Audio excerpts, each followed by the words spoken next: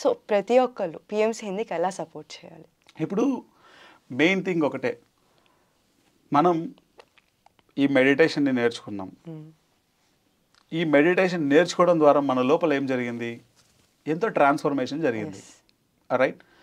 ఈ ట్రాన్స్ఫర్మేషన్ జరిగినప్పుడు మనం ఏమైనా డబ్బులు ఏమైనా ఖర్చు పెట్టామా? ఏం లేదు. దీనికి అంతటికీ మన సాధన, మన పర్సనల్గా మన పట్ల మనం చేసుకున్నటువంటి వర్క్ ద్వారా మనకి ఇంత డెవలప్మెంట్ జరిగింది. ఇది ఎప్పుడైతే జరిగిందో చిన్నప్పటి నుంచి మీరు దాన్ని స్ప్రెడ్ చేస్తున్నారు. స్ప్రెడ్ చేయడం వల్ల మనకేం డబ్బులు ఎవరు ఇవ్వరు.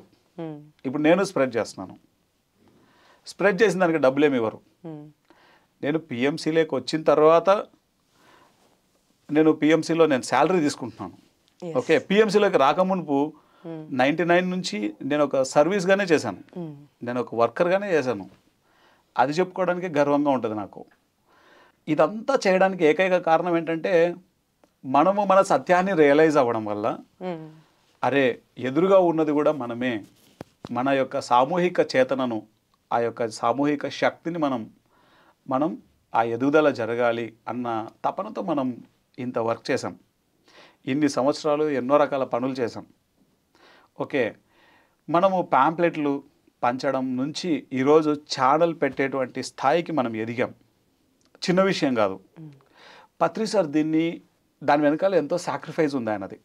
పత్రి మేడం, మరి వారిద్దరు కుమార్తెలు, వారి సాక్రిఫైస్ ఎంతో ఉంది ఇందులో. ఎందుకంటే నేను ఇందాకే చెప్పాను, నువ్వు మాట్లాడటం వేరు, చేతల్లో పని చేయడం వేరు, చాలా తేడా ఉంటుంది దానికి.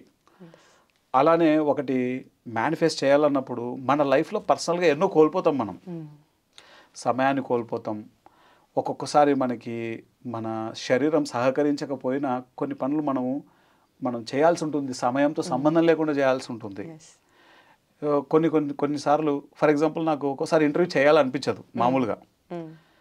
ఆ సమయంలో కూడా నేను నా మైండ్ని చేంజ్ చేసుకుని మరీ చేస్తుంటాను నేను.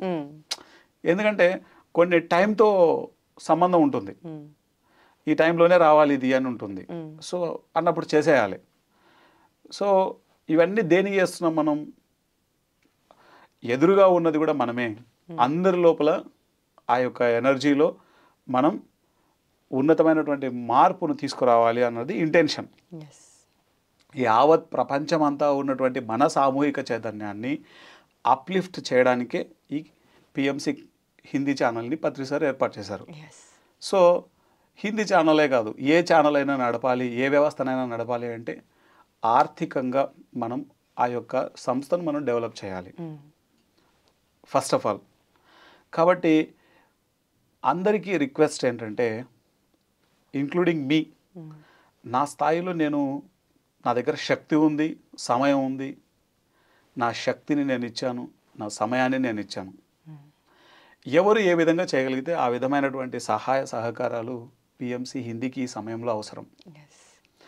మనము ఒక్కసారి మన ధర్మాన్ని మనం నిర్వర్తిస్తే పిఎంసి హిందీ ప్రపంచం పట్ల తనకున్న ధర్మాన్ని తను చేస్తుంది. పిఎంసి హిందీకి తెలుగు కంటే కొన్ని వందల రెట్లు దానికి ఆర్థిక సహాయ సహకారాలు అవసరం. మనము ఒక రాష్ట్రానికి పరిమితం మనం, కానీ హిందీ అలా కాదు, ప్రపంచంలో 3rd పొజిషన్ దాంది. అంత వ్యాస్ట్ డెవలప్మెంట్. కాబట్టి పిఎంసి హిందీకి ప్రతి ఒక్కళ్ళు ఏ విధంగా సహాయ సహకారాలు చేయగలిగితే ఆ విధంగా సహాయ సహకారాలు. మీరు యాంకరింగ్ చేస్తున్నారు, ఈ విధంగా మీరు సపోర్ట్ చేస్తున్నారు, నేను చెప్తున్నాను, ఈ విధంగా కమ్యూనికేట్ చేయడం అన్నది ఒక సహాయ సహకారమే.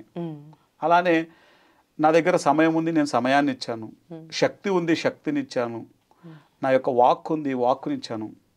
సో అలాగా దీనికి ఎంతో డబ్బు అవసరం.